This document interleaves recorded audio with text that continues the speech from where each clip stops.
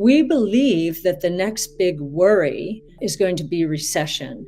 Investors have been worrying about an impending recession for years, but the market has only continued to increase in value. Recent economic data is showing that such worries may be confirmed in a major way. Cathie Wood has predicted many economic trends. She foresaw the growth of disruptive technologies, the recent commodity crash, and is now seeing something not many have caught on to yet.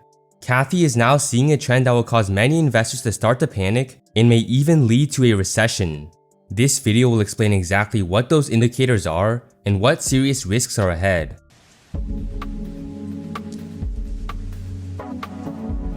Before we get into the massive shift that is about to occur and spark worries of a recession, we have to talk about the events that are building up this disaster. The pandemic initiated a variety of supply shortages. Consumer prices increased dramatically, and supply chains couldn't keep up with the renewed consumer demand from the recovery. The most renowned instance of this is the chip shortage, which has affected almost every company in some shape or form. Demand for chips is at all-time highs, while supply chains are still recovering from pandemic-related issues. This exuberance has increased chip prices to new highs, which might seem unprecedented, but it's just part of a bigger cycle that always happens with chips. The way that the chip cycle works is quite simple. First, consumer demand for chips increased dramatically in a short period of time, which leads chip prices to increase. After chip suppliers see the high consumer demand, they will then quickly try to build new production plants, which takes around 18 to 24 months. By the time these new plants are created, consumer demand has already disappeared, while supply chains are beginning to ramp up. This is because chips are durable and do not need to be replaced that often, so all the consumers that recently purchased chips do not need more. Ultimately, chip prices decline as supply exceeds demand. Because of a lack of sales, chip suppliers then have to slow down chip production. At the same time that this happens, consumer demand begins to increase as consumers start to replace their old chips. This leads to high demand and low supply once again. The cycle continues again shortly after. Supply chains see high consumer demand and ramp up production, only to find out that consumer demand has already disappeared. This cycle always happens over and over again, but right now we're in a very unique situation. AMD CEO Lisa Su recently stated that we've always gone through cycles of ups and downs where demand has exceeded supply or vice versa. This time it's different. The reason why this time is different is because the pandemic has exaggerated the cycle to unprecedented levels. And just like every cycle, what goes up must come down. The worst part about this is that it's not just happening in the chip sector, but almost every single good. Suppliers are panicking to meet consumer demand for goods, but that demand is already starting to disappear because consumers have already purchased their goods. Lisa Su stated herself that the chip shortage will likely end next year. She said, "It might take, 18 to 24 months to put on a new plant, and in some cases even longer than that." These investments were started perhaps a year ago. Using Lisa Su's estimate, we will likely see a sudden increase in chip supplies in 6 to 12 months. Cathie Wood knows that supply shortages are real and are still apparent, but she is seeing some signals that the cycle is starting to inflect. In other words, the tides are turning. The supply of goods is starting to increase dramatically as demand is already losing traction. This is not something that is only chip related, by the way. The downwards inflection of the supply and demand cycle will affect all goods, whether it be laptops or hand sanitizer. This impending collapse will cause many investors to panic and worry about an upcoming recession.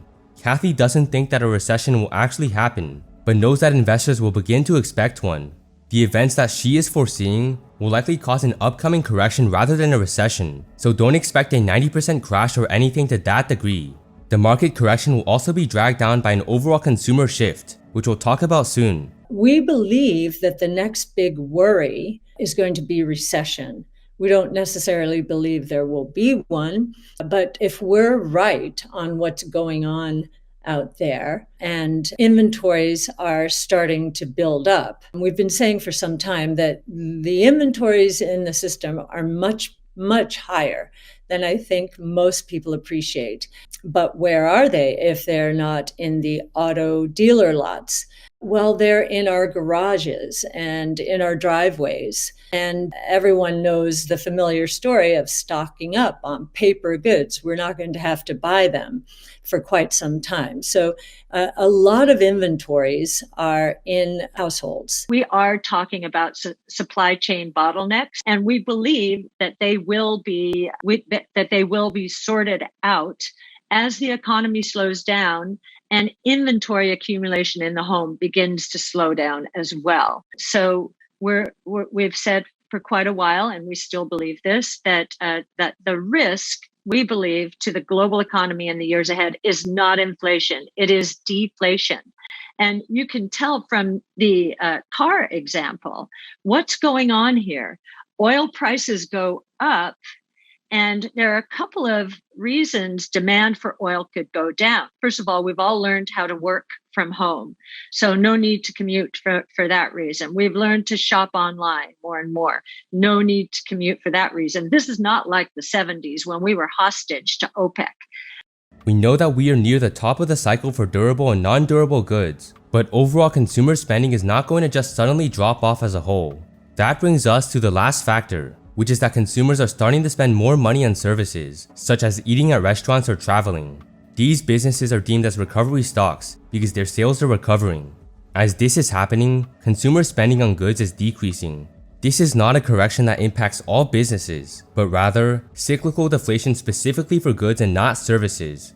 Cathie Wood is seeing some signals of this macroeconomic movement, which she discusses in the following clip. And if we're right, we're probably going to be seeing some surprising stories about inventories out there at stores, because we do believe that there has been a lot of double and triple ordering.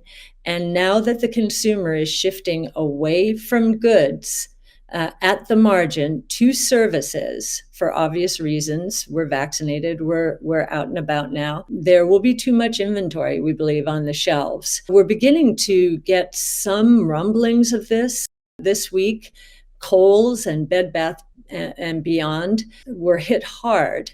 And I do believe, and one of the reasons were downgrades, I think analysts are beginning to sniff out this excess inventory and the loss of demand as consumers move from goods, at the margin of course, to services. So there you have it, Cathie Wood's prediction that the next big worry is going to be a recession. Cathie believes that consumers have built up their own inventory and will single-handedly cause a deflationary crash in goods in the short term. For growing companies that are usually supply constrained, this shouldn't be an issue. However, for the vast majority of businesses that sell goods, this correction will likely be devastating. Let me know what you think about Cathie's prediction down below. Cathie makes a lot of bold predictions, but this one seems to be quite reasonable.